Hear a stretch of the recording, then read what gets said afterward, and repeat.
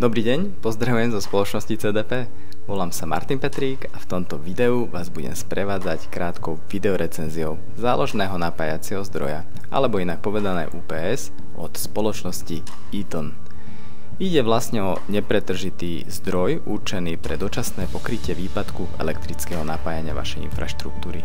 Konkrétne dnes recenzované zariadenie je Rady 5PX model 3000i.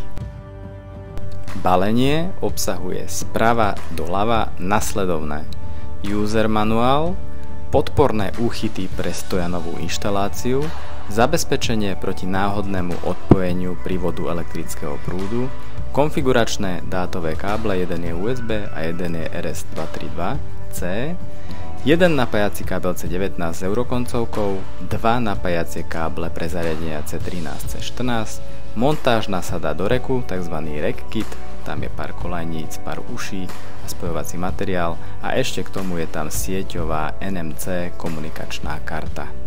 NMC sieťová komunikačná karta slúži na pripojenie UPS do štandardnej počítačovej siete, pomocou ktorej je možné UPS diaľkovo riadiť a sledovať jej stavy.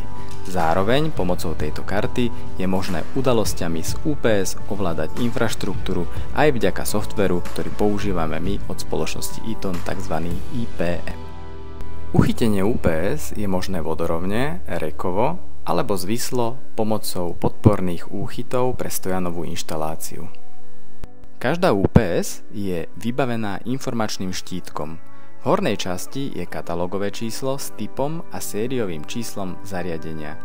Zaujímavá informácia je v druhom riadku zo spodu, ktorý hovorí o tom, aký typ battery modulu je použiteľný práve pre túto UPS. Na zadnej strane zariadenia sa nachádzajú tieto konektory: vstup pre hlavné napájanie, 5 konektorov určených na riadenie a signalizáciu, červeno-čierny konektor je určený na pripojenie externých batérií a následne tieto výstupné konektory sú rozložené v troch skupinách. Jeden je hlavný a potom je skupina 1 a skupina 2. Batérie sú užívateľsky vymeniteľné po odňatí predného panelu.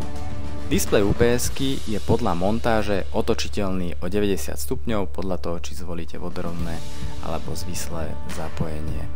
UPS má aktívne chladenie, vytvára tzv. Tepelný tunel spredu do zadu.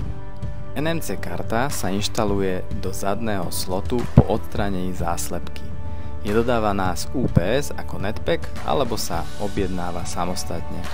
Obsahuje sieťový komunikačný konektor, AUXom sa zasa pridávajú senzory prostredia, to je vlastne dokúpiteľné príslušenstvo. Teraz si ukážeme, ako zabezpečiť kabeláž voči náhodnému odpojeniu pomocou priložených komponentov. Číslovka 3000 nám napovedá, že UPS je schopná zabezpečiť zariadenia s maximálnym príkonom spolu do 3000 VA. Ak si zoberieme 750 W zdroj energie, ten predstavuje cca 800 až 1000 VA.